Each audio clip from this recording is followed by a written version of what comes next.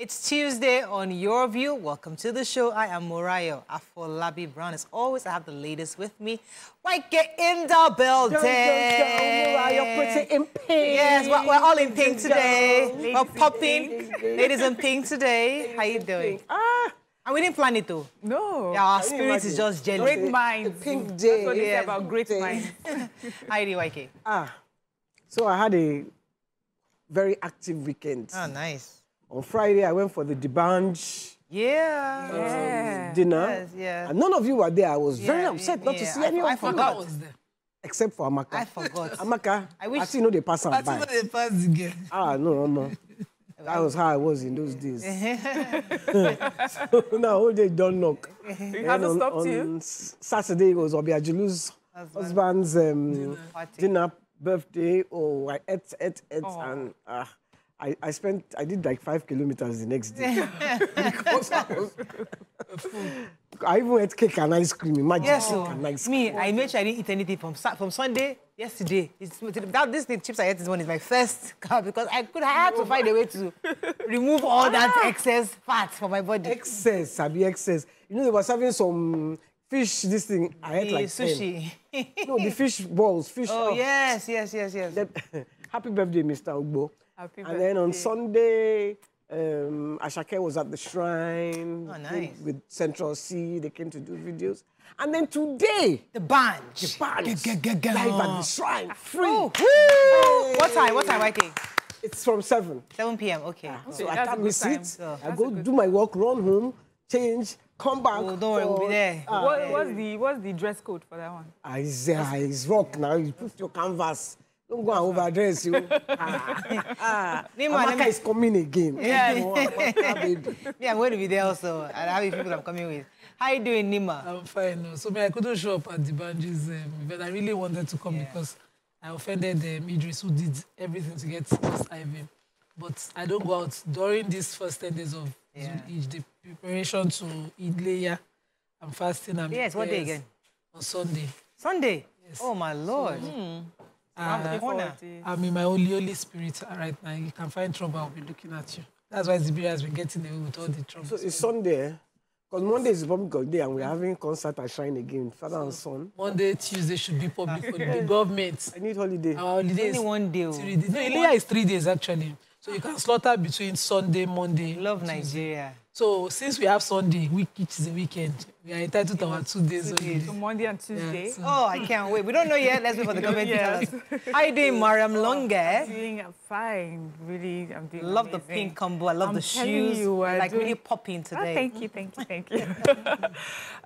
So I was at the passport office in Ikoyi. We need to give a shout out to the passport office in Ikoyi. Wow. The PCO Ojo. I think she's the head there, and they are doing an amazing job. You know what I liked is the last time that I was there was a while, so I've just gone for a renewal. Right. And the space for the children that they have, like, you know, it shows forth. Welcoming. And you know, you have, sometimes the queues are so long, you have children just being bored and tired, but they have this little play pen. Children are, you know, are entertained. I'm like, we are thinking so now. That's what I'm like, well done. She a woman. She is, yes. I met her and she sends her love to all of us. They love us. And they said, well done for all the work that we're doing. Fantastic. That's so good to know. And how long did it take, I mean, the process so far? So I did mine online, yes. And they were very courteous, very, you know, I've been hearing very, very proud of them. Really. Good reviews about the passport office. Well it's been a while I've been there. The last time I was there was quite a bit. And even the structures, everything looks much better now. Yes. I was so impressed when I was coming into the country with the immigration. They were well-dressed, decent. They had, you know, they were courteous. They tell you where to line up. Some people were saying, we're already arrogant. They didn't even look at those ones. They just did their job, stay here, they'll call you when it's next. They thought maybe they wanted some bribe. Nobody collected any money from anybody. Just did their job. Do and pass. I know, because they're really trying to improve. Jumoke, when her in-laws came for her uncle's funeral, they got their passports very fast. So well done. They were very seamless. Everything well arranged. You know where you're staying, your waiting room, everything. You go, they call you. Shows improvement. Well done. Fantastic. The minister should be commended also. Okay, let's go on. His husband brought her to work today. Oh my goodness! Oh, really? Did you guys do something today afterwards? We did it. last night. We did it this morning. I'm not sure. Oh, so you're at the hotel. So you're not home. Wait, help us. Give us. Nima. Oh my goodness! Look at these children. They are not. I missed it. They're so innocent. I missed it. Even me went for my job. I didn't miss it. They did it yesterday. I did this morning, and they're doing it again today. Oh, hallelujah! Oh, okay. Sorry, I missed the information. Elijah, now you know you are supposed to be holy. Yeah, your holy season. Now you get that kind of message. Yeah, I'm a nonsense person. Let's go on a break. When we come back, we'll look at the front pages of the paper. Stay with us right back.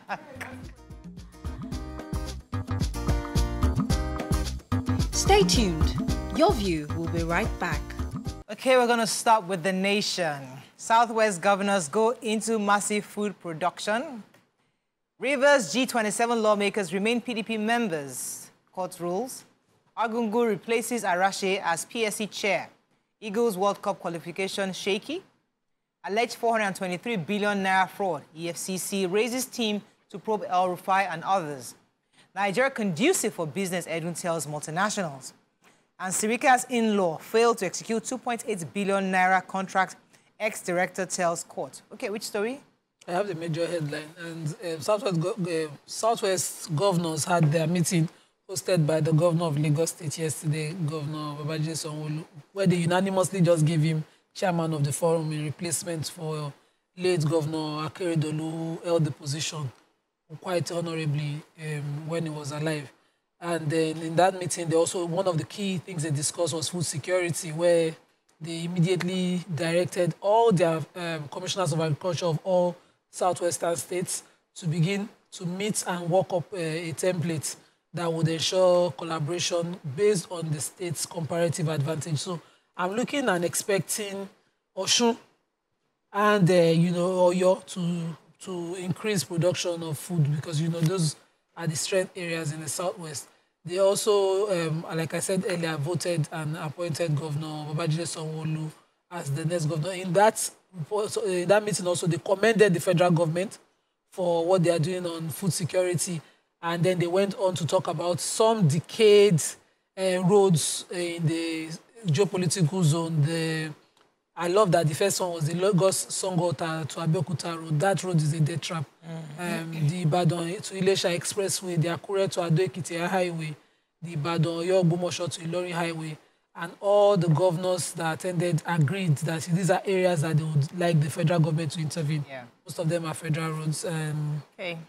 So they appointed Sanwo-Olu. Congratulations to Governor Sanwo-Olu. I'm hoping that, the federal roads within Lagos, the ones I've been talking with Governor about, when you are trying to ascend the Igomu Bridge now to relay the trap, we are now climbing the Kini, or you go through Breweries to cut it off and join at Erikmo. It still is trap. And expose us to the boys like that. I have the Tripartite Committee on National Minimum Wage. They are going to be taking their reports to the president after the labor leaders return from the International Labour Organization conference that is being held in Geneva, Switzerland. So the panel, as we know, it comprises of representatives of the federal government, the labor and organized private sector, OPS, and they ended negotiations on Friday. They said at the close of talks, the government team and the OPS representatives proposed 62,000 naira as minimum wage, while Labour proposed 250,000 naira. We have the representatives for the governor, Hope Uzodimma, who is a technical member. He said that the Nigerian Governors Forum might not, that the states might not be able to pay this 62,000 naira. Anyways, they're saying that the formal representation of the report will be made to the president upon the return of the leadership of Switzerland, and then the leadership at International Labour Conference. Then the Assistant General Secretary of NLC, Chris Onyeka, has reaffirmed the position of Labour leadership that only 250,000 is acceptable as minimum wage. So it seems we're still at an impasse, but we'll hear, what comes of it when they finally present this to the president. And then once he assents, then it will go to the National Assembly. All right, so the federal government remains committed. So yesterday, the Minister of Finance and Coordinating Minister of the Economy, Mr. Wale, who met with Microsoft Nigeria in Abuja. And he said that the federal government remains committed to creating conducive environment for foreign investors to expand their business in Nigeria. And he said that the administration is committed definitely to ensure that they have a very supportive place to expand their business. He was speaking with the country manager, Olatomiwa Williams. Says that their meeting signifies a crucial step towards establishing a collaborative relationship that will drive economic growth and innovation in Nigeria. So he was also appreciating Microsoft's presence in Nigeria and the fact that they've been able to employ quite a bit of Nigerians. Said we understand the strategic importance of sector leaders like Microsoft, their commitment and potential to collaborate with us in areas such as cybersecurity, youth upskilling, and others which are vital for the economic growth. So yesterday, the Green Eagles, Super Eagles, sorry, lost their match to Benin Republic at the Felix Houphouët-Boigny Stadium in Abidjan yesterday. They has brought them now to the second from the bottom on their group. So their chances for winning the World Club qualifier are becoming slim. A lot of Nigerians are very sad about their because the last match with South Africa, was it Zimbabwe? Sorry, it was a 1-1 draw, so they had to win this to be on top. The cheaters of Benin Republic have flown with 7 points, and we are still down. I think 3 points. He's the coach. The coach. New coach. And he's the coach. He's a new coach now. They want to kill him on Twitter. I was seeing some clusters of men all over the place, and they're talking about just saying if you need a judge. Even when I was coming, I was saying this has to even be a hot topic because they were arguing out here. Yes, now. And there were some people who were blaming Finidi George and the sports for TVC were saying it's not Finidi George's fault. Why would they bring a coach? They knew their coach was leaving. Why just it take 3 weeks to the qualifier? You don't have any. Anyways, it's not our hot topic. Let's move on to the coach. Actually, a hot topic. Smuggled Nigerian petrol floods West African markets, sells at 1,700 to the liter. Southwest Governors Forum insists on state police elect Sanwo-Olu as chair. Reps propose rotational presidency, 6-year single term. Police foil American suicide attempt on 3rd mainland bridge. 2.7 billion naira fraud. Ex-directors testifies against Sirika. Tinubu removes Arashi as PSC chair, appoints Argungu. FG services debt with $2.2 billion in 5 months, says CBN. And minimum wage, Labour insists on 250,000 naira with Tinubu's verdict. Okay.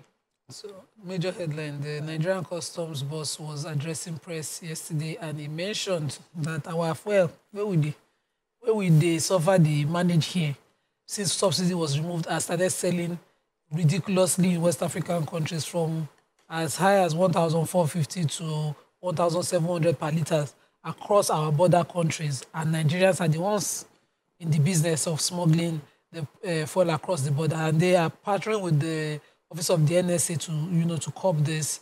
According to him, they are working assiduously with empowered by the law creating the custom service to curb it. So he called out on the border states that are with the highest cases of evacuation. Kebbi and Katsina are those states where you see more of that happening. And when they get there, of course, because of the difference, they are making money. So the custom has launched an operation Whirlwind under the Office of the NSA, which we deal with them. And I hope that they're able to. Okay. All right, let's go on to comment on this, Sham. Yes, I just wanted to say, when I was going to Benin, I saw, where they smuggle these cars, where these cars with the big tanks. They were doing it there. There was custom, immigration. Everybody was there, and they are making those cars. Yes, so we are all complicit. Yep. Okay, tell me something I don't know. Let's go on a short break. When we come back, we continue with our review. Stay with us. We'll be right back.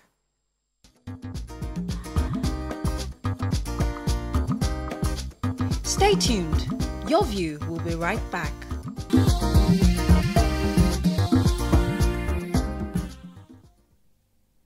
Thanks for staying with us. We're still reviewing Punch. Let me take the story. So our president has removed Arashi. According to the story, President Bola Tinubu has appointed a retired Deputy Inspector General of Police Hashimu Agungu as the new chairman of the Police Service Commission. The appointment brought to an end the tenure of a retired Inspector General of Police Solomon Arashi as the chairman of the commission. The new appointment was announced in a statement by the Special Advisor on Media and Publicity, Nigerian Galali. So it's read that the president approved the appointment of DIG Hashimu, and the president also approved the appointment of Chief Onyemuchie Nnamani as secretary, and DIG Taiwo Lakanu retired as a member of the commission. The appointments are subject to confirmation by the Senate. Other members of the Police Service Commission will be appointed in due course. So that's really good, because Police Service Commission is a critical part that handles the welfare of police. So it's good to see changes, and hopefully they will see some real effects on the police. I have a bill that's seeking a single term of 6 years for the president and state governors. Was brought up on Monday by 35 members of the House of Representatives. They're also canvassing for the rotation of the presidency among the 6 geopolitical zones. So these legislators are under the auspices of reform-minded legislators. That's what they call themselves. And they said that, you know, that they feel that it's important to interrogate challenges that face in Nigeria, which we should not be scared or be in fear when we discuss some of these things. We should not we should never fear to discuss. They also believe that proposing this would bring about better unity for our country as a whole, because the rotation of the offices, you know, along the geopolitical zones will really ensure that, you know, there's equal representation, reduced desperation, and tempo of agitation for creation of states. And yeah, so it's something to discuss. Yeah. Okay. So the police foiled the attempt of suicide by an American citizen. He was driven to the bridge, to the Third Mainland Bridge, by his baby mama. When they got to the Third Mainland, he now asked her to park, and then started to walk towards where he was going to jump off. Nigerian American or American American? American. They said an American citizen. Yeah. They didn't say. They withheld his name, and they didn't identify his baby mama. Apparently, they said she didn't know why they were going there. He was in his 30s. They said they just saw him walking towards there, and they went there, and they took them to the Lausa police RRS. Okay, let's move on now to leadership. Compressed natural gas, conversion cost infrastructure deficit threatens CNG initiative. Il Kabir, prices soar, RAM sells for $1 million in Kaduna. CDN dismisses license revocation rumors. Plane carrying Malawi's vice president missing. Minimum wage, we won't resume strike for now, says Ajero. And Edo Ondo polls, INEC warns corrupt officials against compromise. Yeah, I have, as we know, Eid al-Kabir celebration is coming, and Nima is prepared for it. But unfortunately, RAM sellers say that the prices have gone way up. They said that what you would have gotten for 100,000 naira last year goes for 200,000 and 250,000 this year. As you know, some large rams cost from 700,000. That used to be 700,000. You buy them for 900,000 to $1 million naira for ram. 1 million naira. Security. Anyway, you know, the sellers are lamenting. They said they don't even have people coming to even price the market anymore, because they understand that the prices have gone up. The inflation rate is so high, and so that is, you know, that's the state of things right now. As we know, this is a very important, killing a ram is a very important part of this celebration for the Muslims, and it's going to be tough on them because of the prices. Based on capacity, so if you can't afford it, it's okay. Just share with your neighbors and friends, and that's why those of you that can afford it must share and make sure that there's celebration in the houses of your neighbors around you as well. Okay, so let me take the CNG story, because critical stakeholders have highlighted 2 factors that could actually impede the drive towards conversion to CNG. If you recall, the president and the government have been trying to help us to have an alternative to the PMS and have the CNG as a fuel for our cars. So many have said that the cost of conversion is actually very high. Much of the governments have seen the transformation as the central components in Nigeria's energy strategy. They are worried. Data is obtained by leadership is saying that converting petrol vehicles with 1.6-litre engines would cost between 300,000 naira and 400,000 naira, while tricycles with 4-stroke engines would cost between 100,000 and 200,000.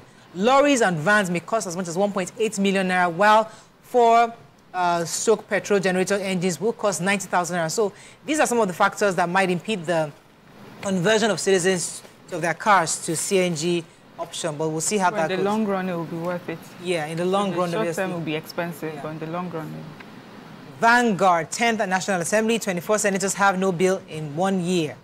Reps propose single tenure of 6 years for presidents and governors. Tinubu replaces IGP. We talked about that earlier. Minimum wage, SGF, receives tripartite committee report. Algon rejects 62,000 minimum wage. PDP members, 25 lawmakers, Rivers government disagree over court order. And NDDC proposes 1.91 trillion naira as 2024 budget. Okay? Okay, so I have the major headline. Under the 10th Assembly, Vanguard did a complete report. And out of the 109 senators that we have in the 10th Assembly, only 85 have sponsored bills. That's a large number. It's large. Only 85, 24 have not had a bill sponsored. And they now did a breakdown of those who were ex-governors who became senators. And out of the 13 of them, only 9 have sponsored bills. Amongst the 4 that did not sponsor is my former governor in Edo State, Senator Adam Soshomole. I don't know what he was doing. Well, we know that it's not for... Serake Dixon of Bayelsa too, no be. Simon Lalong. We know that Simon just came back. But they concur with others now. They concur. No, they must have. Not the reason why they are there. Of Adam Soshomole. Ex-Labour, SS. The profile is long. Remember the sort of caught his wings when he first got in. He had said a few things and had to apologize. So I'm sure now he's saying, let me watch myself before they get upset. That thing affected him. You know, Ningi just came from suspension. Ingi. Too. So, Senator, he didn't do his work. He's focusing on who is padding which budget. But funnily, before Senator Umahi became Minister for Works, he had sponsored the bill. Yeah. Yes, on the floor, Senator Gedam too, who was just coming to had one. Gedam's name all the time. All the time. Okay. So there are several all the 24 no-show lawmakers. Let me not read their names. But we have read them, right? So that the constituencies can go and ask them questions. No, they can't read them. We can't even read. We can't buy Vanguard. No, why can't we? We don't have time. We have to run. The Nigerian Tribune, but please, Nigerians, go and check and buy Vanguard and see.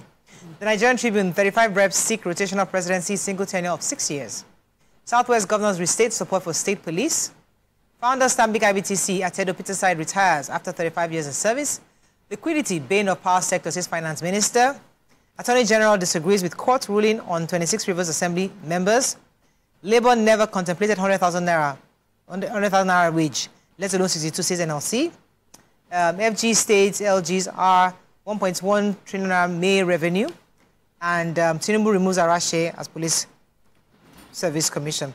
Let me take the Minister of Finance and Coordinating Minister of Economy, Mr. Wale Adun, who identified that liquidity, we all know, as the greatest encumbrance facing the power sector in the country. He was saying this on Monday in his presentation before the Senate Committee on Power in its ongoing investigation of the controversial makeup gas MUG reprocessing deal. He was represented by his special assistant, Malam Dahiru Moyi. The Minister of Finance noted that agreement on the gas supply between NPDHC and ACU Gas Limited was inherited by the former President Muhammadu Buhari, just as the Minister of Justice was not aware of the contract. There's issue with contracts anyway, but generally, liquidity is a major problem. I think the Minister of Power himself has said that, and that's why they had to increase the tariff on the certain groups called Bande, and hoping that it's to get the liquidity. I doubt if it's helping out, because many people are choosing to go and buy solar, or choosing right now, when maybe I go to my former house to go and iron. I told my guys, we got all our clothes, go and iron it in the other former, we still have the other house. Because that one's banned, solar. See, something. So it's cheaper there. When there's light. When there's light, we go there to iron our clothes. We're going there. We're washing machines. I'm going to start going there and wash our clothes over there. Can't be using band A. But yeah, just get prepaid meter. I don't think it's that bad. We're trying to get prepaid meter, but it's great. Yeah, look for options. So the money he thinks he's going to get, we're finding options. I don't know. Protest rock over EFCC invasion of nightclubs. some youths in Akure, in Ondo State capital, caused gridlock around the town on Monday as they protested the Economic and Financial Crimes Commission, EFCC, over the sting operation carried out in some nightclubs in the state. Just the club owners too came out. They are known as the Ondo State Lounge and Club Owners Association. They all came out. They said apparently EFCC went to their clubs at about 1 a.m., raided, arrested 127 people, and so they are protesting that this is not right. We don't have time, so I can't really go into the full... I still don't understand how EFCC raids... It's based on... They're supposed to have warrants. But they usually do, actually. They but even a warrant saying to raid a lounge, to raid... I think they have, when they have probable cause. The EFCC are saying is they are... what do you call this? Fraudsters, internet fraudsters. So they had come together, okay. They rally all you up before the investigation. No, but it might be true. Those people occupying to catch them while they are spending? Students. That's why you see this is not a hotel. This is a lounge. Lounge and the hotel. There were two, a club and two. No, what I'm saying is that did they catch them like doing? They rally everybody up first. Maybe before they'll find out if they're living out of their means, because they're supposed to be in school. Why is human rights here? Are you people? I agree with you, YK. You know, I told the story on Monday on human rights. I would rather you catch a fraudster. Nigerians who are removing the lights of Milan Bridge. Nigerians who are removing the metal from Second Niger Bridge. And this is what they're talking human rights. No, they will do human rights when all of us are sane and do human rights. Not these Nigerians who just carry themselves to the club. These people that are in the club. No, but could it be based on catch them when they are removing the lights? Catch them when they are removing the railings. Who are you going to be? Are you the one that's going to be there to catch them? But they catch some of them now. CCTV cameras there. Okay, the point is that sometimes I'm not defending them. Just saying that there's always probable cause for a law enforcement agent to enter any place. He will not just go there just go and read people. There's reason. Either he has intelligence, that people there. What of the ones that are happening that they don't even go near there? Yeah, of course, they can be everywhere. They can be everywhere. Can be here. No. Yes, they can be there. Let's go on the break. It's not our hot topic today. Stay with us. We'll be right back. Many places can they be at the time?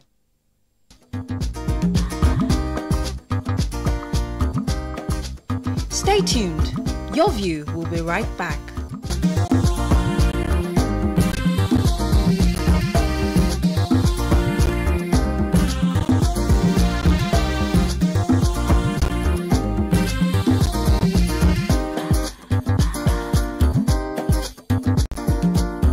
Thanks for staying with us. So according to reports we read in Punch, Russia is allegedly sending thousands of migrants, including Nigerians and foreign students, to fight in the war against Ukraine. Moscow also, they've been enlisting convicts from their prisons, while some Africans in Russia on work visas are being detained and forced to decide between deportation or fighting, one European official had said. So according to the reports by Punch, said that the Kremlin has engaged a global recruitment drive to enlist foreign mercenaries in at least 21 countries, including several African nations. Army recruitment campaigns offer lucrative signing bonuses and salaries for those who will join as contract soldiers. Recruiters have also targeted migrants and students who previously looked for employment in Russia, and in some cases have lured others over the promises of lucrative work before forcing them to train or deploy to the front. So obviously it's the bargaining tool, because if you do go to war with us and we win the war, I can give you permanent residency, I can give you job, work permit, whatever it is. So it's a contractual agreement. What are your thoughts on this? Because Nigerians obviously on social media are not finding this funny. You can call us on 081 0764 1679 0902 4163440. You can also tweet to us at TVC Connect. Please hashtag YourViewTVC so we can read your tweets. So I read the part of the story. I'm afraid of letting Nima go first. Okay, let me go first. Okay, I don't know about, like, you in your introduction, you're trying to make it seem like it was sort of some symbiotic relationship. For me, it's looking like modern-day slavery. You know, how do I pay? First of all, as a student, I use my money, I come to your country, I pay for my fees, then you force me to fight a war for you. So I'm now paying to fight war for you. People are paid, do you understand, to join. And it's not transactional in the sense that it's fair on on the migrants or is fair on Africans, you are threatened with deportation or your visa is not going to be renewed. Why, when there are so many Russians in your country, why can't they fight your war for you? When I come into your country, I bring value.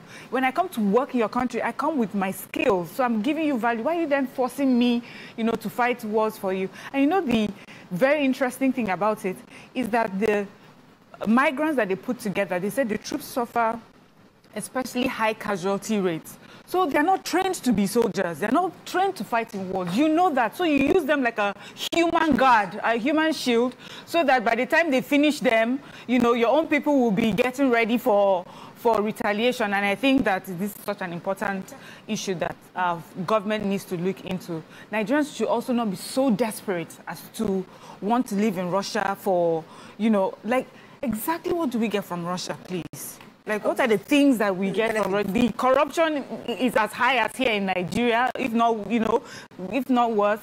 They have so many issues as well as an European. Yes, they can be a powerful country, but they also have many issues with corruption and dictatorship with their leaders. So I don't even know what the... They're not on Band-Aid, at least. They have electricity. Let me come I see wish that is not enough for anybody to stay in the war zone. So Russia is at war with its neighbor. And by their history, they are brothers. They even share the same name. How did it concern my ancestors that you are now threatening that you will not extend visas for African students or young workers, African workers, unless they agree to join your military? Why? That's under duress. That's forcing somebody to come. Even if the Africans now join and say, okay, if truly it was transactional, there was one document existing, that's still under duress. That's giving them, taking out their options of freedom to say, I don't know the beginning of the war, it didn't concern me, I just came here to work. And Nigerians too, or Africans too, we should, look within. We should stay at home. We should stay at home. Russia and Ukraine, because once they put out an advert and people were opting to go to these countries to work. Nigerians who knew they were at war, they were saying there was one comedy that happened at the time where people in Nigeria were saying, Russia, just send plane, pack us, let's go, to war. And we make jokes of this kind of serious thing. let me come in here for a second, because the only reason why Africans or Nigerians want to go to Russia is because somebody has died and fought for the nation you're coming to benefit from. Exactly. They had their own wars in the past where they have been able to build the economy to the point where you feel you can live there. So if you want to benefit from an economy that somebody else has died for, are you not willing to also die for that same economy that you're willing to come and live in? So if you are coming to my country, you must be, and right now we're in a state of war. Just imagine you're in America, and America is saying, okay, right now we're in war with China. And they say, if you fight in this war, I give you citizenship. If you fight in this war, I give you work permits. You left your own country because somebody fought for America for it is. Same thing with Russia. There are people who have died in the past. So you also want to benefit from that economy. You better be willing to fight. That's how I would see it as a Russian. You are coming to my country to benefit from the sweat of our forefathers who have made our economy strong enough for you to come and live in. Very valid. We're in the crossroads now. We're in crossroads right now. We need you to also fight this time. Show us that you want to live with us. And then we can also be part. Very valid. I don't think it's very valid. There's no validity. No, it's valid. Because if I come to you as a student, I'm coming with my money. I'm paying into your schools. You're not giving me for free. No, Russia is not one of those countries that are on education tourism. The reason I came to work in your country is because I have skills, and you understand those skills, and you employed me in your workforce because you understand those skills. But you're also getting value too when you come. You come in because you're coming from your war-torn Africa. Remember, your country where you're coming from your own. They're not trained to be soldiers. They're not trained to fight in wars. You know that. So you use them like a human guard, a human shield, so that by the time they finish them, your own people will be getting ready for retaliation. And I think that this is such an important issue that government needs to look into. Nigerians should also not be so desperate as to want to live in Russia for, exactly what do we get from Russia, please? Like, what are the things that we get from Russia? The corruption is as high as here in Nigeria, if not, if not worse. They have so many issues as well as an European. Yes, they can be a powerful country, but they also have many issues with corruption and dictatorship with their leaders. So I don't even know what the... They're not on Band-Aid, at least. They have electricity. Let me come see. That is not enough for anybody to stay in the war zone. So Russia is at war with his neighbor. And by their history, they are brothers. They even share the same name. How did he consign my ancestors that you are now threatening that you will not extend visas for African students or young workers, African workers, unless they agree to join your military? Why? That's under duress. That's forcing somebody to come. Even if the Africans now join and say, okay, if truly there was it was transactional, there was one document existing, you know, that's still under duress. That's giving them, taking out their options of freedom to say, I don't know the beginning of the war, you didn't consign me, I just came here to work. And Nigerians too, or Africans too, we should, you know, look within. We should stay at home. We should stay at home. Russia and Ukraine, because once they put out an advert and people were opting to go to these countries to work.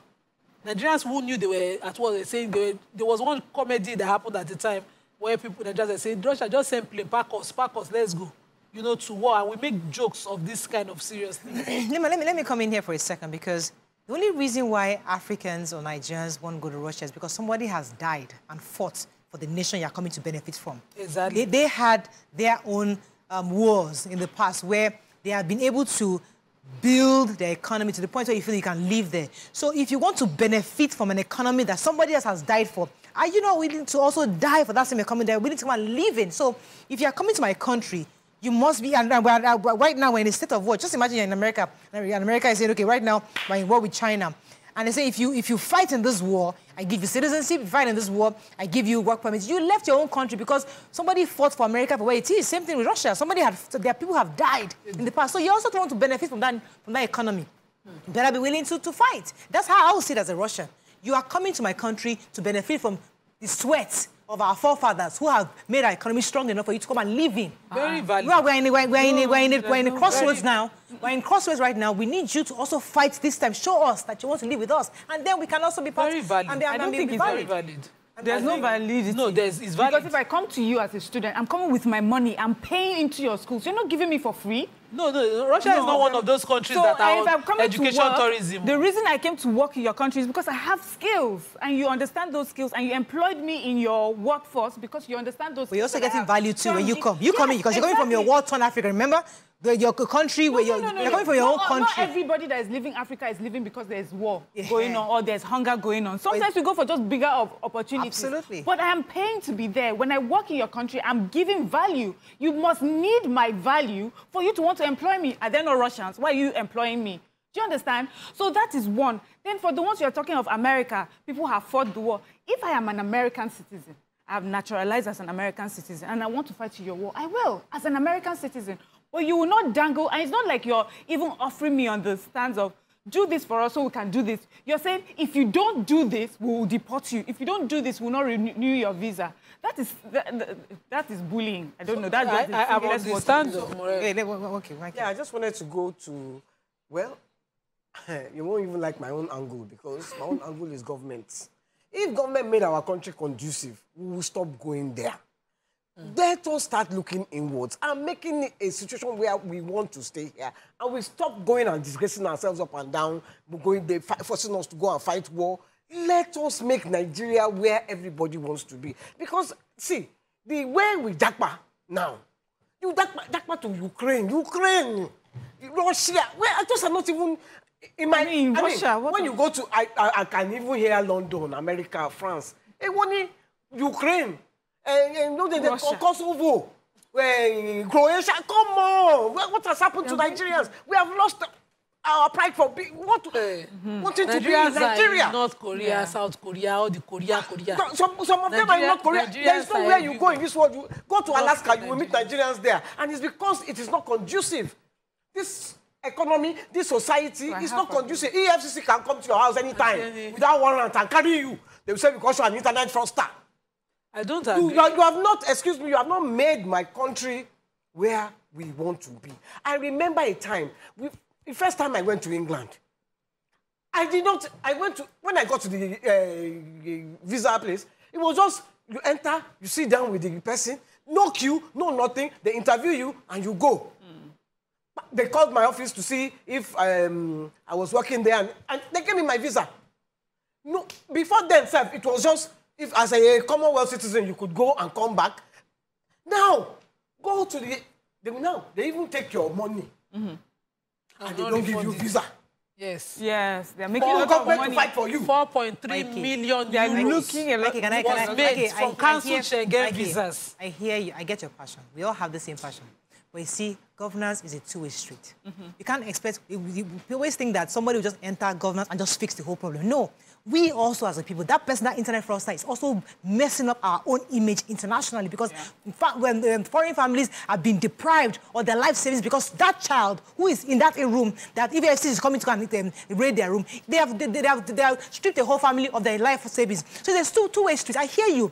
Yes, government, you always think that government is one special breed of people that will just put in there and fix Nigeria. It doesn't happen like that. I was telling somebody recently that if we look at the caliber of people who are in our ministers, you see that the coordination of the finance and the coordination, the Minister of Finance and coordination of economy, you can't get any better. So if he's doing what he can do to help us fix our economy and he's still not fixing, right now we have to fix it ourselves. So the point is that there's no help out there. It is we Nigerians, us, we're going to fix it. So government will do their own part, but we as a people, you stop stealing government electricity we've been screaming about 10 million bridge for many years. They have finally managed themselves to go and fix it. And you, Nigerian, you remove the light and go and sell it. Why? So we have a taste. It's a two-way street. Just as you said, we have a taste for foreign goods, foreign lifestyle.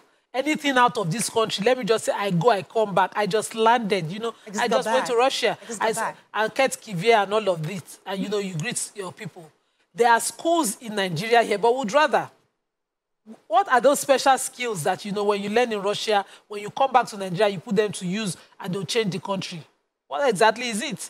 It's just for a larger percentage of the people, just as Miriam was saying, for a larger percentage of people, they are not going to Russia because they have special skills that they are going to add value. They're only going there for better earning power and anything but here.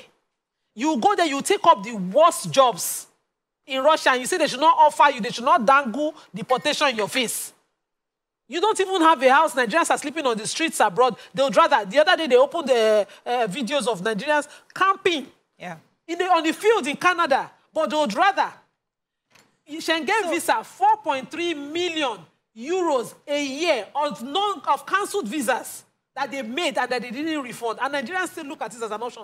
Constantly, that's a market. Nigerians are feeding. So to what Miriam said earlier, you don't kill a rat by breaking pot. There are those Nigerians who are skilled, educated, they migrate. Those ones are different. They are going there intentionally.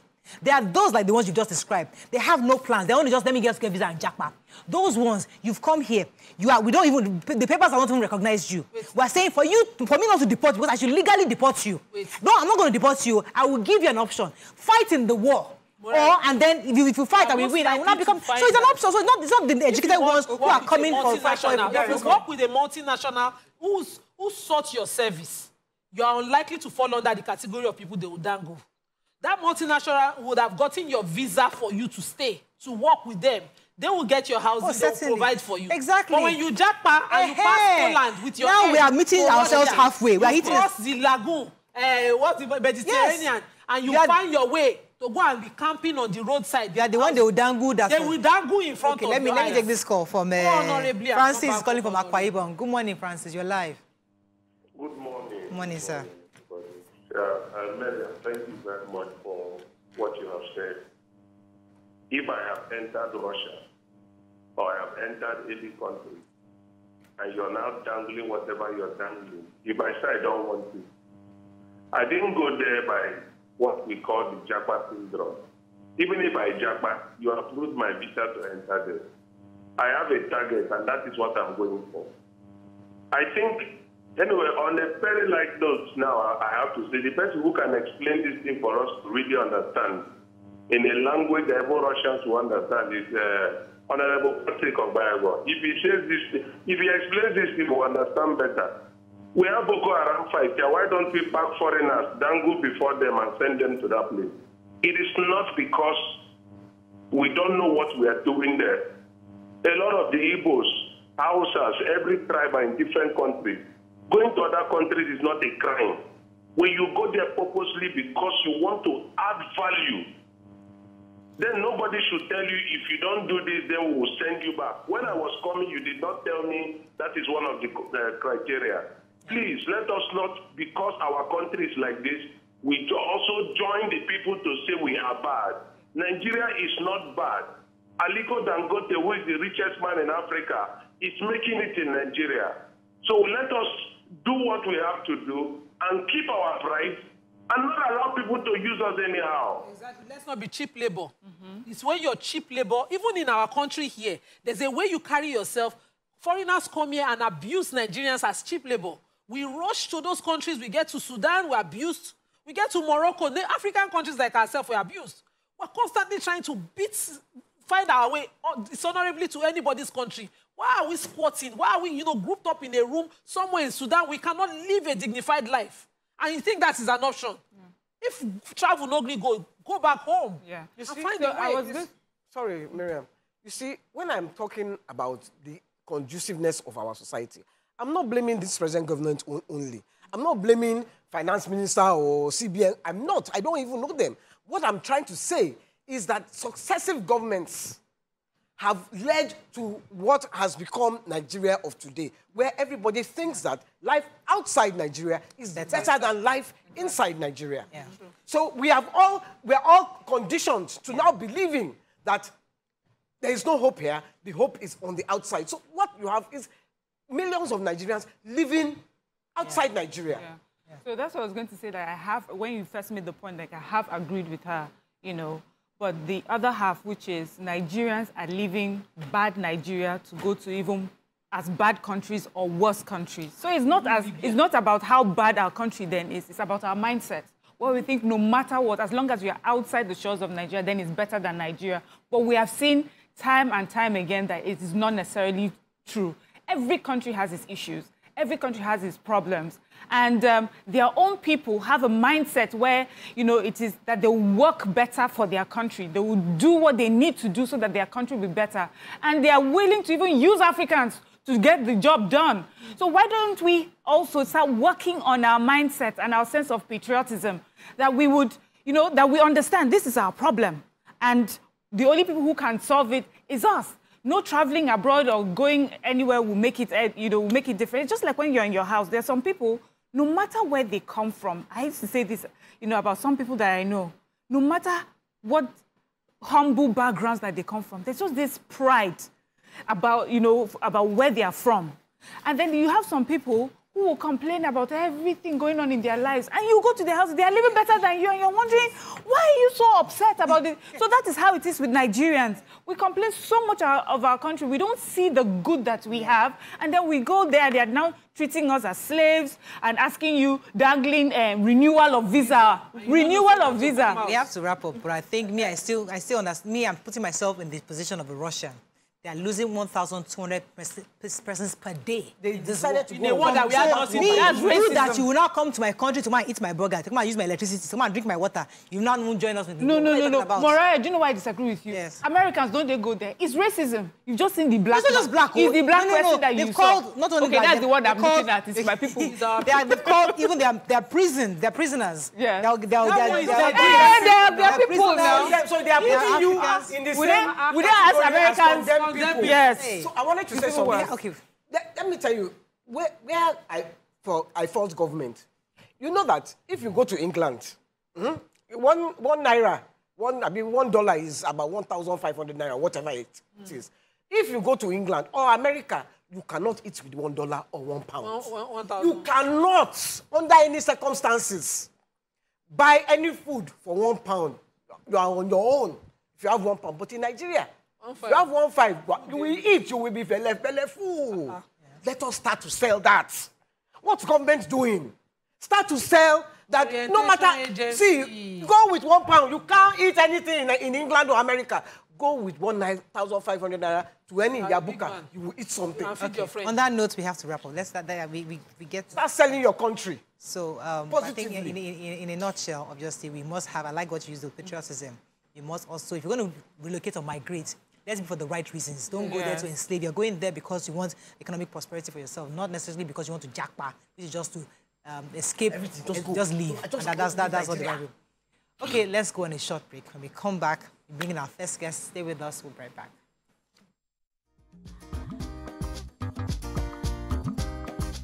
Stay tuned. Your View will be right back.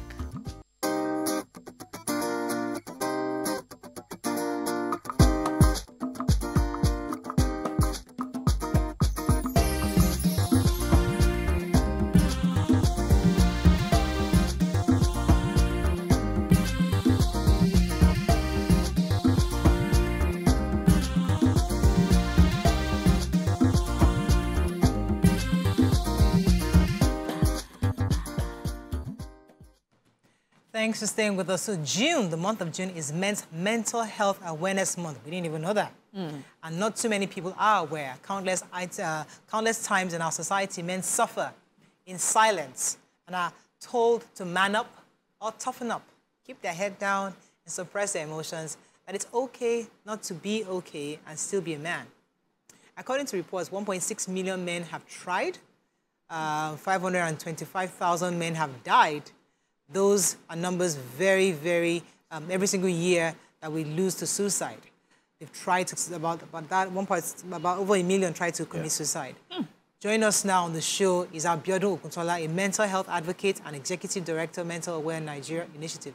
Welcome to the show, sir. Thank you very much. Thank you so much for having me. So, you know, it's not usually very popular to talk about men's mental health because we just assume that they're okay, they're men, you know, it's a patriarchal society, yeah, they got it, you know. Absolutely. But could you give us an idea the kind of circumstances men go through that could cause their affect their mental health? All right, thank you so much. Mental health as it is an issue that a lot of us are actually scared about. I've gone on different campaigns that when you talk about mental health, the response you get is, I don't have mental health. I've forgotten the fact that everybody has mental health. The way we have physical health, we have mental health. Now, a lot of circumstances actually make men suffer more because of the society we grew up. There is this societal norms as, like Muraro mentioned, men must man up. When you express emotion, they see you as a weak vessel. When you express emotion, you are not expressing that masculinity again. And truth be told, economy itself is putting pressure on men, providing for the family, trying to scale. Look at the conversation we just had now, trying to scale the orders of the country, the orders of our economy, putting pressure on mental health generally, but more on men. And that is why the number you quoted earlier, more than 1 million individuals actually attempted to kill themselves. Because society does not allow me to show my emotion. I cannot tell my friend that this is what I'm experiencing, because once I mention it, I become a vessel of ridicule. Once I tell a friend that, okay, I feel this, my girlfriend abused me, this or that, they started saying different things. In one way or the other, I want to go to my shell. It's better I don't say anything. And the more I build on that, the more that keeps in me, I keep giving myself solutions in my head. Okay, do you think I should just kill myself rather than facing this shame? Okay, do I think I should resort to substance abuse? At least I can go to the bar and take a number of bottles. Okay, I can decide to, if I'm not drinking, what other substance can I take that can calm me? At least I will forget what I'm experiencing at the moment. So these are a lot of things that men go through. And truth be told, this is the reason why month of June is actually dedicated to men's mental health awareness. Let us tell our men that they need to speak up. You don't need to die in silence. I know a lot of things might warrant you want to keep to yourself and die in silence, but yeah, help is out there. So sir, what will you say is the gender-specific sort of mental health men go through? So is it that they have more depression, more schizophrenia? Do they have a specific gender one that they go through? And why is it peculiar? What triggers it? Okay, so there is no specific mental health illnesses peculiar to men. Men and women can experience different mental health issues at any time. Now, why some can be, in quotes, can be seen more in men is because men don't speak. Men don't speak. Now, there is a statistics shows that more women will attempt suicide, but more men will likely succeed. More women will attempt it. When it comes to success, more men succeed suicide. Why? Because in all ramifications, men has everything planned out. I want to enter marriage, I've planned it out. By second year in marriage, I'm giving birth to first child.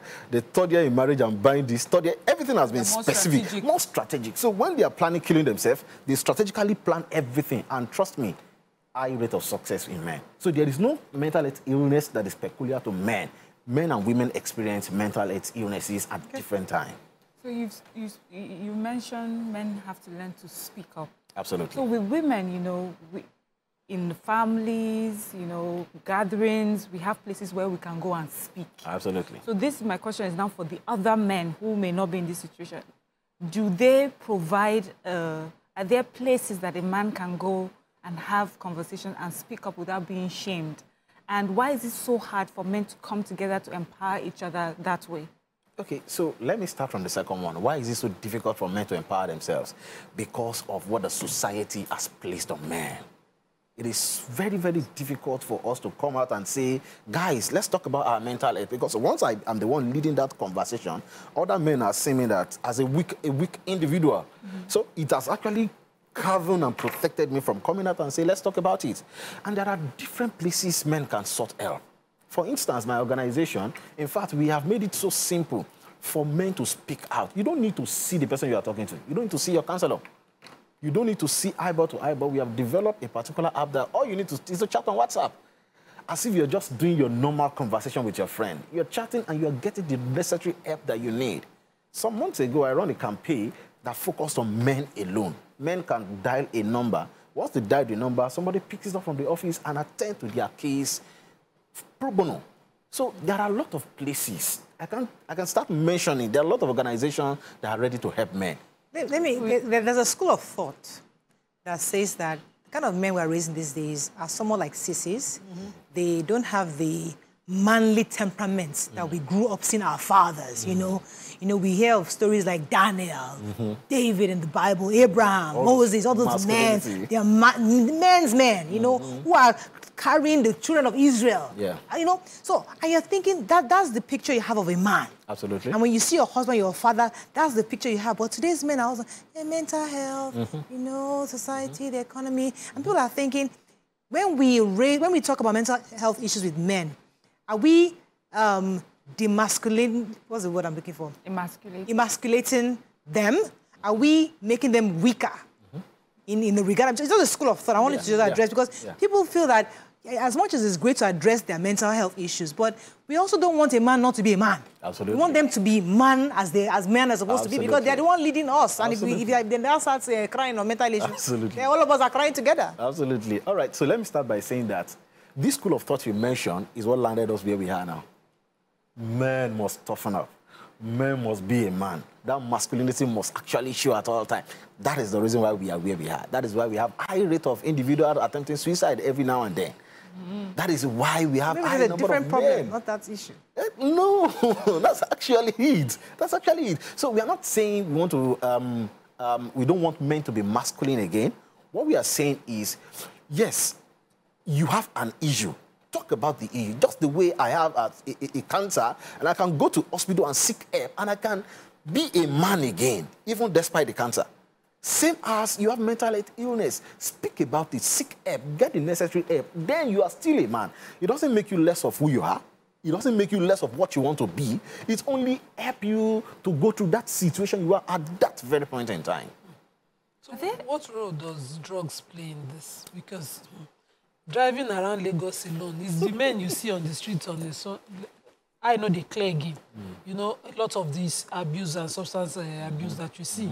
What role does it play in the high rate of men attempting suicide and men not able to cope with mental health issues? Okay, so when it comes to substance abuse, like I mentioned earlier, men, because of the way we express emotion, we don't like to speak out. Most times, we always resort to substance to quench whatever we are going through at that particular time. You know that something happened to me, I'm ashamed of myself. So for me to face the crowd again, I need to do something that can make my eyes sharp. So men, most times, slide to substance so that they can feel masculine again. So that is more reason why we have substance abuse in our society. Because men don't like expressing emotion. The way they can express their own emotion is to get something to hate themselves so that people will not see the weakness. But don't you think this starts from the when you are a baby, when you are a small child. Because what happens is when the girl child cries, they... Absolutely. Pele, sorry. Somebody is petting. But when the boy child, come on, stop crying, you are a man. Absolutely. How are you going to be a man if you... So men are never allowed to express their... Even from babyhood, they're not allowed to express their emotions. They're not allowed to cry. Then when you now allow your boy child to cry, they'll say, it's becoming a woman. Honestly, crying. Honestly, that's a very, very true thing. Something happened to me some weeks ago. I went out with my child. He's a 3-year-old boy. And the boy started crying. And a friend said, stop crying, you're a man. I said, leave him, let him cry. Because this is exactly the way we grew up.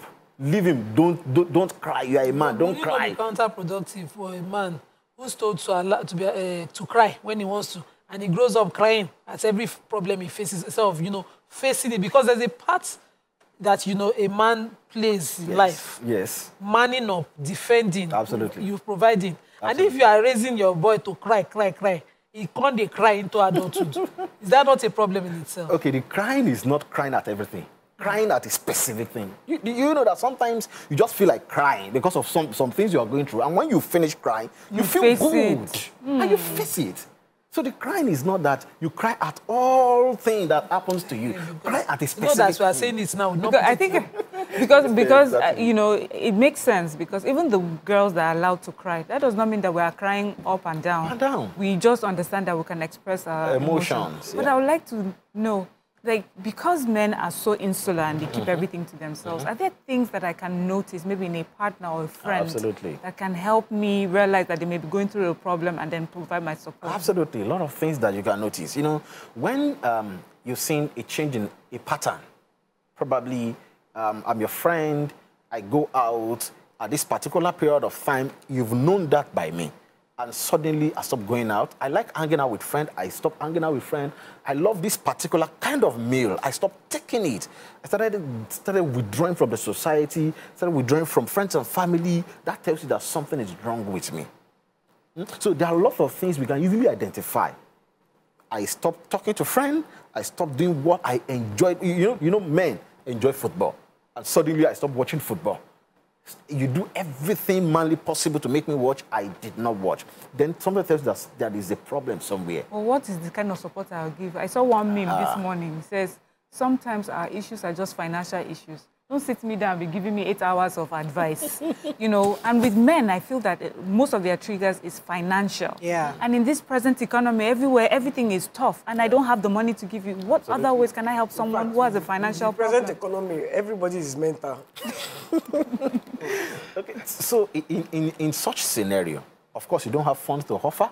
Of course, you don't have any aid that person actually needs at that time. Word of encouragement goes a long way. As simple as, don't worry, it will be fine. We are in it together. I mean, this economy as you are. Let's keep doing what we are doing, and we are going to break through. As simple as the word of encouragement. It won't bring the money, yes. It won't bring the money, but it encourages. It relieves that person at that time. And when you discover that it's going beyond what you can undo, you can easily point them directly where the help is. Point them to where they can get the help. Maybe because, I mean, if I'm thinking about the economy and you tell me, don't worry, everything will be fine. I would not even, that will not encourage me. That would just depress me more. Like, tell me, how am I going to feed? How am I going to pay my salaries? How am I because sometimes that word of encouragement you're talking about does not really work. Because the reality is, I need to put food on the table. Yeah. The word of encouragement does not really work because of what you are expecting at that time. That doesn't mean that the word of encouragement does not work. At that time, you need money. So the only thing in your head is, where is the money? So that doesn't mean that the word of encouragement does not work. In some instances, after that specific scenario, you can remember the word of encouragement and it helps you push further. So I had an uncle who was discussing employment between a boy and a girl. And he kept saying the boy instead of the girl. I was like, the girl to go to school. He said, no, it will be somebody's responsibility. Somebody who must provide for her. If she's not married, her parents or family member will shield her. But this man, his mother will call him. His father, his sisters will call him. His father will call him. Yeah. His wife will call him. Yes. And so he would rather, provide provide a job for the boy as opposed to the girl. And we carry advocacy of a girl child. So these conversations, when we have them, sort of, for me, create that imbalance again. What exactly should we do when it comes to, you know, economic empowerment for across gender? Because the conversation is endless. Okay, so I believe it has to be on equal basis. It has to be on equal basis. We should not prioritize one gender above the other. You are trying to provide every means of livelihood for the man or for the guy, and you are trying to sideline the female. It's not a conversation we should be having. Okay. Everybody should have an equal ground to express themselves and to be exposed to the but you see, there's an angle I'd like to come in here. Because when men come to you, for example, to express their deepest hurts, and the women in their lives are the problem, where these women are the ones, they are trying really hard to help their family. But the women in their lives are making things difficult. What kind of advice would you give a man who really wants to help his family, but everything is just working against him? Okay, so I will assume by saying that that person has identified the woman in his life as the trigger. Yes. So once you have identified a trigger, all you need to do is to start working around that trigger. There are marriage counselors. Walk up to marriage counselor, let them counsel. The counseling will not be one-sided, it will be two-sided. Two-way counseling. The man will be counseled, the woman will be counseled, and you will discover that at the end of the day, two of them will find an equal ground, and they will find a way to help themselves. The man will help the woman will help the man, and two of them will succeed together. Then let's find your triggers. Yeah. Okay, you know that with many of the issues we discussed about women, we always ask for allies in men. We need allies. Do you think that there are anything specifically you want to say to the female gender to be better allies for men in mental health issues? Okay, I think what I would say to female gender is we need help. When you identify and you discover that this guy needs help, please, if you cannot provide the help, point us to where the help is available. Most times, you hear a lot of guys talked about what Murtala mentioned just now. The women in their life are the stressors. How let's say you are forget wife. Let's say you are the mother in their life. Yes, mother can be stressors. Okay. Mother can be. So if in what way will she be stressing? Oh, we just talked about finance not long ago. For wife? No, even for mothers and parents. Yeah. They will not accept your wife. I will not accept your children. They are not accepting the wife you brought to the house because they want you to marry a particular tribe or the other. They can be, permit me to use the word, pain in the ass. They can be a stressor in your life. Permit you to use that word. Unpermitted. They can be a pain. They can be the huge stressor in your life. And once you have identified, please, men like myself, the first thing we think about is to run away. That's always our first thing. But do you know that running away will not solve the problem? Every one of us can seek help. You can point your mother to where she can have a counselor talk to her better, and she have better understanding of what she's doing to you, what is the repercussion of what she's doing to you. Which mother? Wait, is it more in her tone? Sorry, is it more in her tone? Just please help us. Is it more in her tone? Is it the tone that she uses? What could be the issues for men that irritates them? Okay, most times, the approach, you know, men, we have this ego. Okay. We have this ego, and once that ego is punched with the tone of the tone, the kind of words, the way you carry your body, even when you are talking to the guy, it commands different information in the head of that guy. Like, why are you talking to me like this? I'm still a man now. No. We were here for them. I want to see how best to. So, you know, sorry, we're constantly trying to, you know, walk the line of not being too permissive with a child. That maybe we think is badly behaved, and then also not being rude. So what will be the best balance? I really want to know what will be the best balance for me. I'm dealing with someone. I feel that I need to speak in a certain tone. I need to, you know, show that so that this man will finally, or this boy will finally get it. But, you know, how is it that... to identify that balance. Yes, what's the balance? What would be the best way to approach that? The best way to approach is to study that person you are trying to find a balance with very well and understand. You see, when you study people, you can easily know how to deal with that person. I have a lot of staffs in my organization, and trust me, I deal with each of them differently. Because I understood how I can deal with this person. If I deal with A the same way I'm dealing with E, there will be a problem. So I deal with them. We have to wrap up very soon, but there's a final thing. I have to wrap up, I'm sorry, but there's a final thing I think is important for you, because a lot of women always seek knowledge. Always look for information. You are here because you went to seek knowledge on mental health. A lot of men don't want to seek knowledge. They don't want to. They rather just stay because they believe they know it. There's nothing you want to teach me. Absolutely. So I'd like you to just talk to men out there that how they can actually get information on how to have a healthier mental health. So thank you so much. I would say to my gender out there that help is readily available. You cannot help yourself until you understand. If you don't understand, you won't be able to help yourself. Go on internet, search about mental health, search about what you think you are feeling. You are feeling so-called depressed, you are feeling unhappy, you are feeling moody. Search about it, read about it, understand everything you need to understand about it. Then in that you're reading and studying, something will point you to where help is available. Right. Trust me, my organization is always available to help. Thank you so much. I think that's all we can take on this segment. Let's go on a short break now. When we come back, we continue with the show. Stay with us. We'll be right back.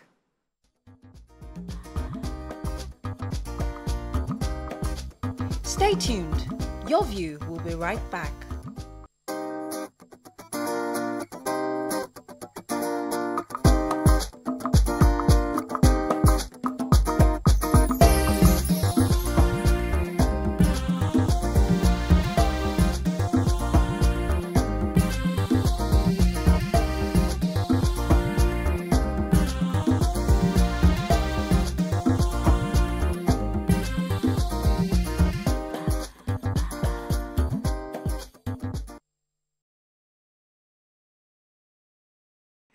In terms of human development, the importance of early childhood education can't be overstated.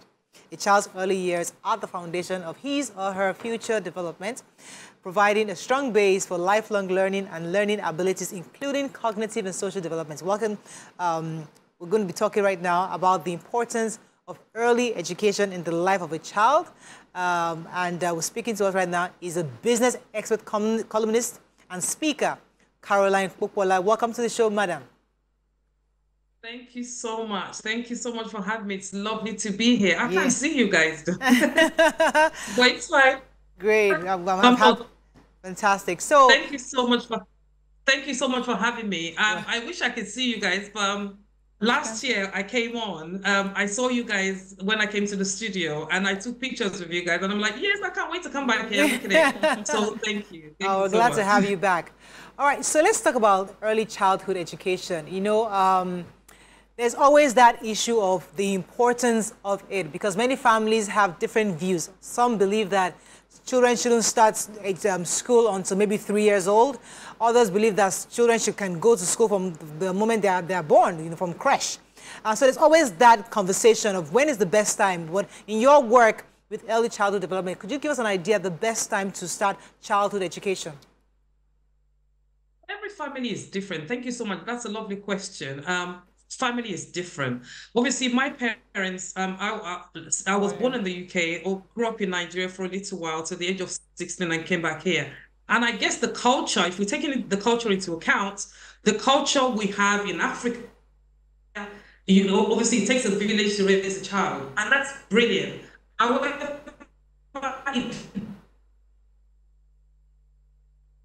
I would say, but here in the UK, obviously, depending on if in the past, when we were younger, parents, you have one income family, they're fine to look after themselves. So that means mom can look after the children whilst dad goes to work. But obviously, we know what the economy has become now.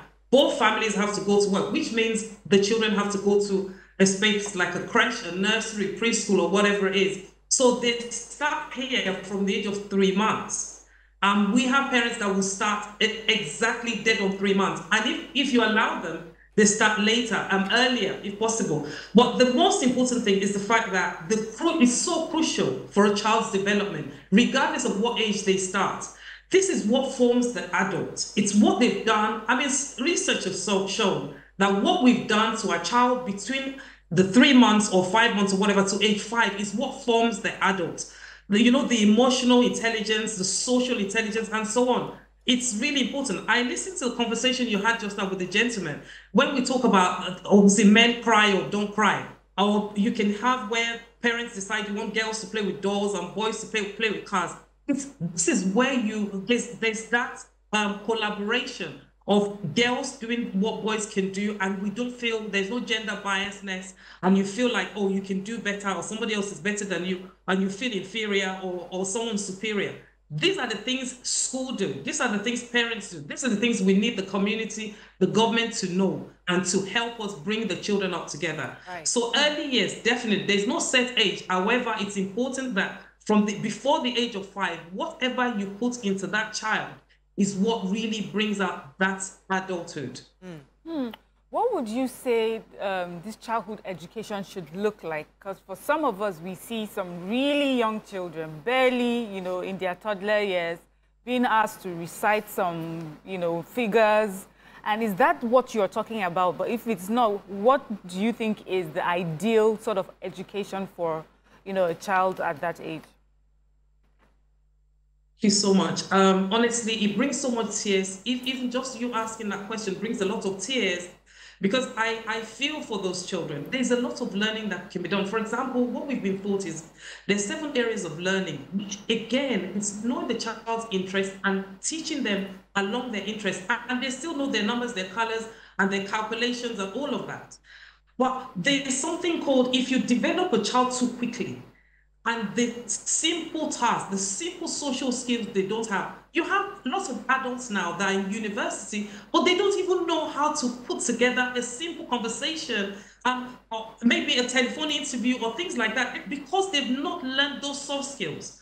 So what you're doing for a child is, when they're that age, is you're teaching them those tiny, minute skills that would really help them when they become older. So sitting a 2-year-old down and telling them to read the timetable, it hurts my heart. It pains my heart. It shouldn't be done.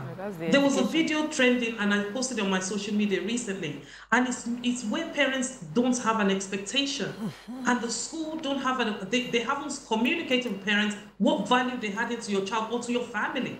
So the video trending is like, obviously some parents have sent their children to school, and a lady walking on the street saw these children with buckets of water on their head. And you just think, how could you? Right.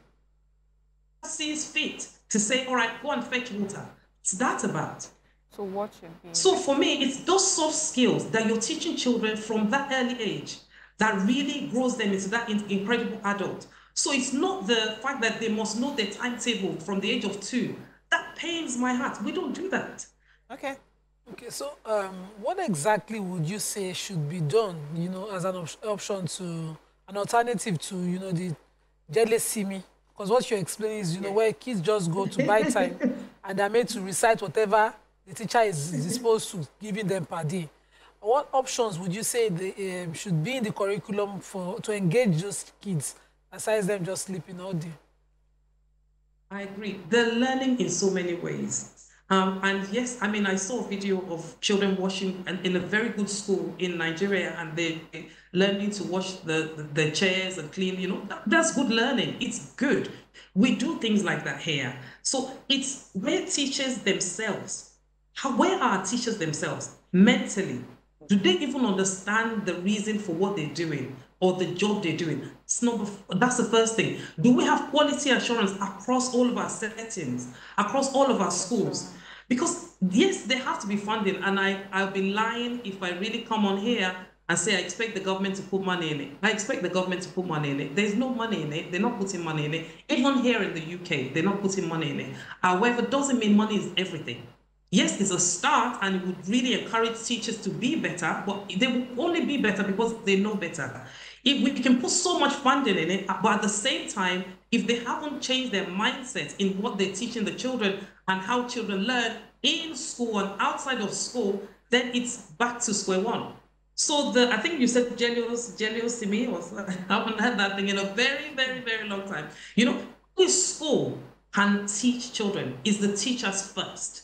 They need to know, and once they know that they can teach in different method, different way, in and out of classroom, rich or poor children, the same method, it would work. Okay.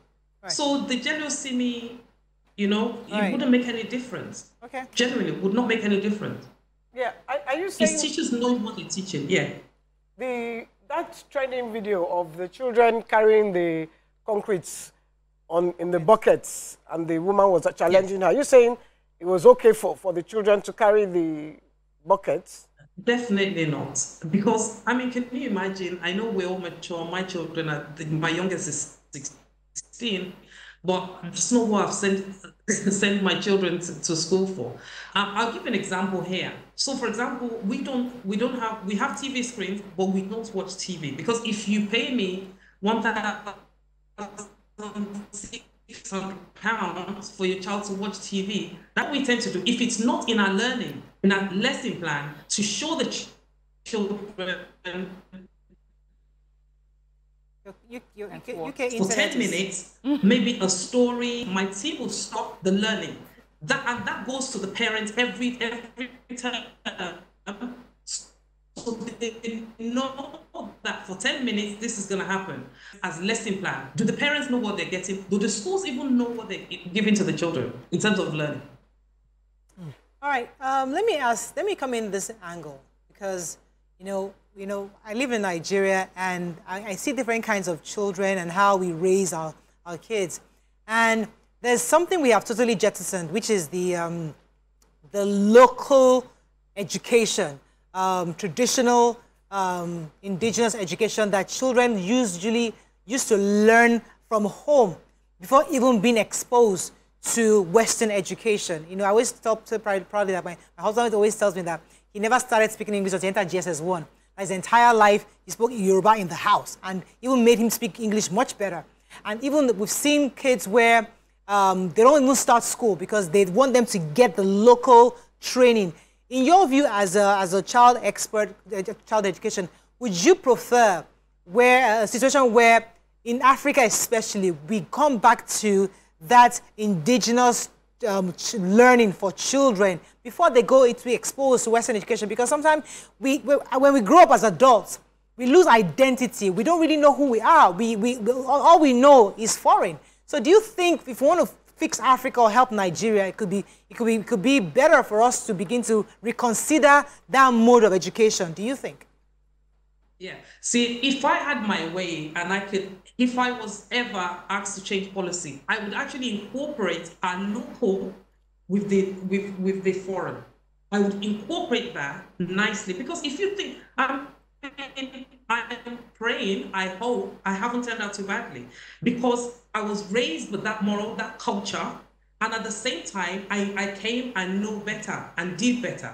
So I would definitely, if I had the chance to change the curriculum, I would incorporate and marry both. Definitely, there's a place for where our culture and our indigenous learning stand. Definitely, I agree with you 101%. I would, because even in the UK, we have Christian schools that literally all talk about Christian values.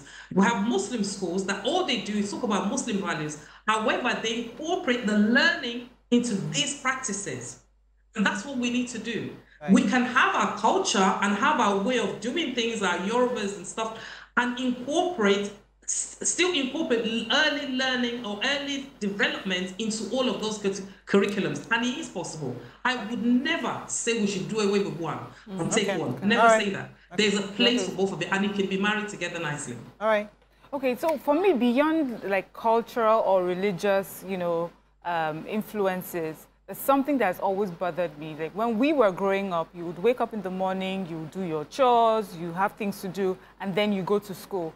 Now our children are woken up early to brush their teeth, have a bath, and rush off to school to learn the books. So, if education is about learning life skills, are we not doing it wrong now? They spend so many hours in traffic just to get to school to read the books. So it's about learning life skills. But again, when you go to these schools, what are the learning that they're teaching the children? Because again, when they go to the schools, they're meant to have these life skills as well. So for example, we have children brushing their teeth at school. We have them washing at school. So you teach them, it's all part of learning. It's all part of the social development stage of the children, the emotional learning. That's all part of it. So definitely it can be incorporated. And it's where the parents are then saying to the teachers are saying to the parents, this is what we're going to be teaching. This is what they're going to get out of it. What's the outcome? we should always think about what the outcome is. The outcome is we want to raise good children that understand cleanliness and all of that. So I hear you loud and clear that they rush them to school. But again, when they get back, parents should not just leave them. Parents should also take on board that, okay, we've done some learning in school. Let's do some learning at home, maybe doing our chores and things like that. Definitely. So what I hear my colleague ask is, you know, what should the timing be like? My kids' school, when they are in their last class of nursery, I think basic nursery final class, they're meant to bring not the complete pair, one sock to school that is dirty. And that whole day is class day. My son said, today we were learning how to wash socks. It didn't make sense, you know, that, you know, the only thing they do that day is wash their socks.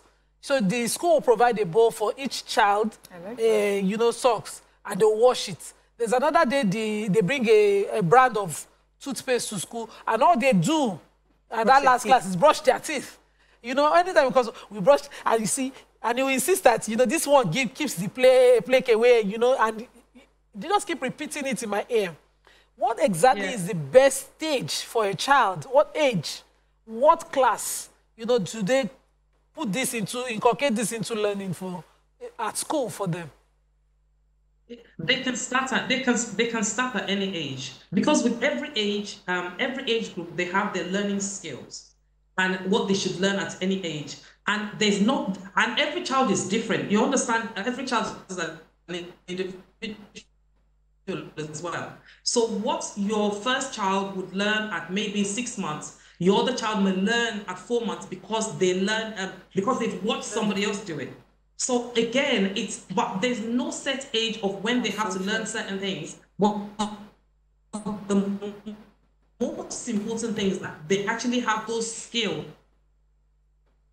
That's the most important. Can you hear me? Yeah. We know the UK internet is not very effective. What's your take on homeschooling? We are managing. Sorry? Your take on homeschooling? Yes. Oh, it's brilliant. Whilst I didn't have any of my children schooled at home, obviously due to work pressure, but if you have the time for it, but the best part is the fact that it still needs to be monitored. Yes. So it's not just parents putting a book in front of a child and letting them get on with it. It still has to be monitored. And that's where quality assurance comes into play. Regardless of what educational system we have in place, whether we're using our local system or we're using the foreign curriculum, we need to have quality so that we're adhering to the learning, and the children are meeting the milestones that are set for them at the different age stages that they're in. So definitely, there has to be quality assurance involved. And this is where the government comes in. Right. So what would you say the milestones should be? I'd like, just because we have viewers watching, what would be the milestones? How can a parent measure that your child is doing well? For a start, when you take your child to school, what are your expectations? Have you communicated that clearly with the school? And what is the school giving back to you? As in, like, because your child is here, these are the things we're going to follow. These are the things we're going to read. They can't just tell you that, oh yeah, we're going by the British curriculum, which is what a lot of people say. Really? It could be just a computer in front of your child. And especially this day and age of AI, you just have a classroom, the children are sitting there, you're paying so much money, children are sitting there, no interaction, no conversation from the teacher, no explanation. They just have this AI person that's just talking. Where is that human interaction? Where is that the fact that the child needs to feel? So do you know what they're teaching your children? Do you have that termly assessment? Do you have that meeting with the school? And what they're telling you that they've taught your child, is that generally what they've taught your child? Do they send that to you? Do you have lesson plans? You know, I know we're very busy parents, don't get me wrong. But I know with our culture, we do have lots of nannies and stuff. Again, it's having to let the nannies be involved in this learning styles. It's the nannies have to be, everyone has to be involved. That's why we say it takes a village. Yes. The nannies have to be involved. Yes. You know, one of the things I hear about childhood education is that it's so important that it may affect you in your future. But we come from a country where the numbers are scary. Out of school children, the rate of illiteracy, there's so many children who are not in school yet. And maybe, you know, God willing, in the future, they then start school. When they miss those first few years, is it a zero, no, nothing can be helped, you know? Or, you know, there's always a chance that whenever you finally get to have education, it can make up for the years you were unable to? That's a really tough question. Definitely. There's nothing that's ever too late.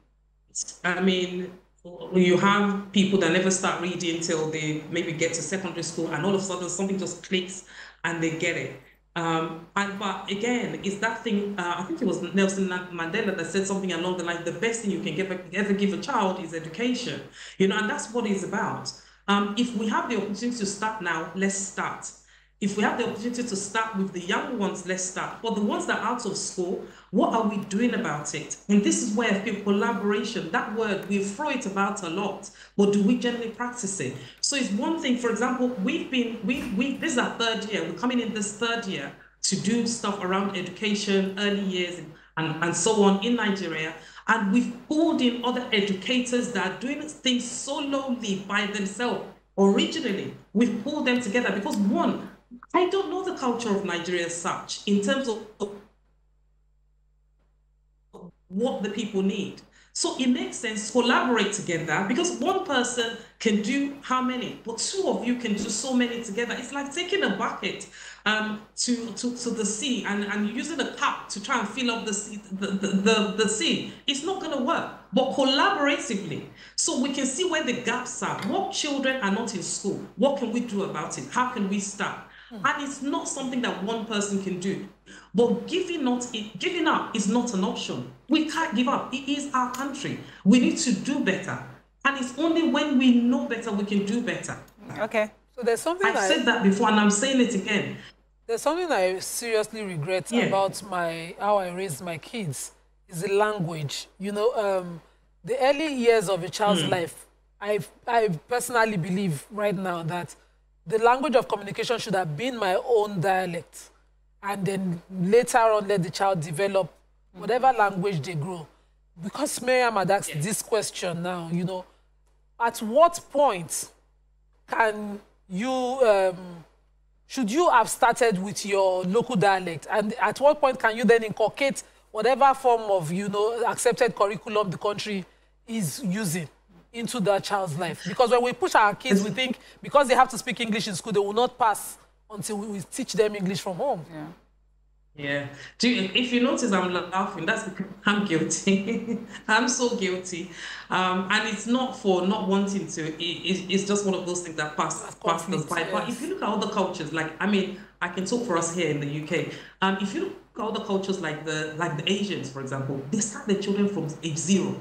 Yeah. They speak the same. I mean, I have children coming into school where mom, I mean, I have a particular one at the moment where mom is Chinese, dad is Russian, and they live in the UK. The child has to learn to speak 3 languages.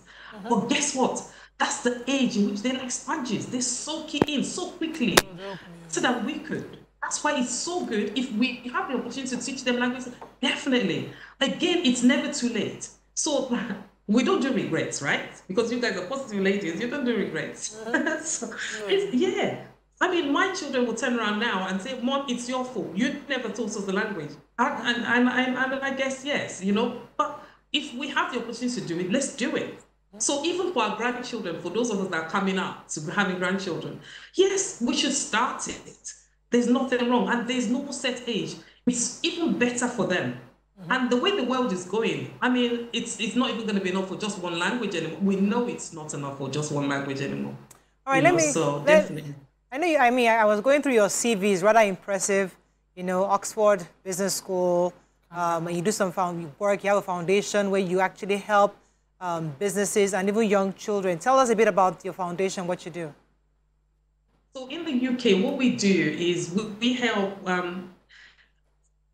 So I've been part of your program from when you started. I was watching it today, and I heard what you know, the whole thing about the jackpot system and all this stuff. You know, just picked bits of it. And definitely, the grass is never green on the other side. But no one, I mean, regardless of how many times you tell people, they still want to see for themselves, and it's not an issue. So we have a particular set of children here in the UK where they haven't got food, they're not entitled to the benefit system and so on. And they've jackpot from wherever the African country they've come from. So my company, my charity, as a result of blessed enough to actually feed 150 of them.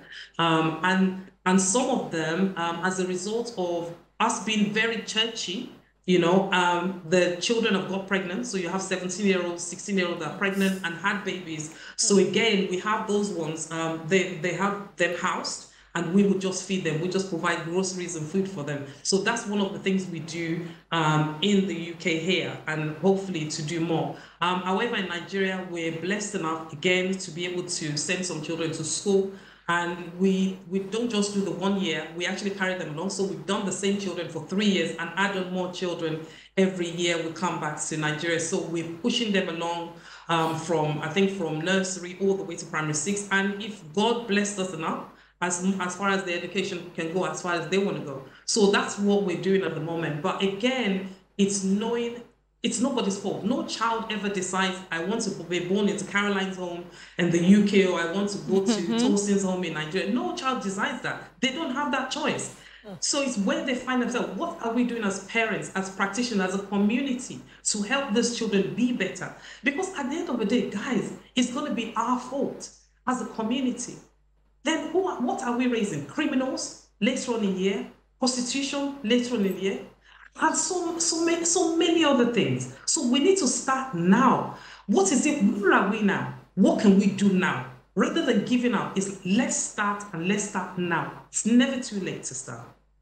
I think we can wrap up on that. Thank you so much, Caroline Popola, for joining us this morning. I think it was a pleasure having you on the show to get Thank you so much. Ladies, any comments? Thank you so much for having me. I can't wait to see you guys in real life again. Yeah, so we would love to have you back. Yeah, so we had messages on our first earlier topic, men's health.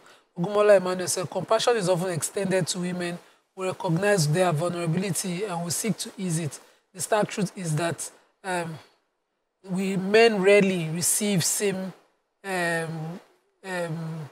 assistance. We're expected to confront all challenges heads on, irrespective of how involved or our reliability is not just expected, but demanded. He's saying, you come, they cry like adults. Fact, in not allowing men to be men, we are creating new problems. We'll see in future. Society think it eats its cake and have it. He also says that men are being raised, the men we are raising today are sissies, responding. He said, fact also, problem will get worse in future with increasing shaming of masculinity and feminization of men. Society thinks he's eating his cake again and having it. Samuel Olukolu says, desperate move from Russia to desperados. Testament to the fact that they may be losing the war. People only have to choose. It's not an option choice after all. The Russians are desperate. The Nigerians are desperate. Lucas here says, typical of tyranny rule. Why impose such condition on migrants when it wasn't part of the conditions to be met for visa issuance in the first instance? It's demeaning. Imagine such absurdity in 2024. I hope the families of those students will tell them it's okay to return home. And she says, so I think in response to Nigerians, so they too would rather go to war for Russia than return to their homeland. If that's the case, it goes to show even they don't value their lives. And let's not even attach economic poverty to this. That's poverty of the mind. Sandra M. says, have you considered escape to help solve mental health issues? Examples like playing chess, snooker, karaoke, other things to help men ease. I think that's all we can take on today's show. I really, really believe that the men's mental health topic is something that we need to visit again sometime in future, because I would like to have some men join the show just to hear them. It's a little bit, if we had our audience back, we have an audience full of men just to hear from them, because sometimes we don't give men enough platforms to express themselves. So we should plan a show where we have more men talk and express themselves. Yes, I hear you about not giving. What men are on the show, they're talking political issues. It's mostly political, but it's their own personal. Yeah. You know, like we have these women. We talk about our. Let's have some men. Maybe nice. Well, are men willing, and would they be vulnerable? Well, we had a few of them. That's all we can take on today's show. Hope you learned a few things as we have. Have a great day. We'll see you tomorrow. Bye for now.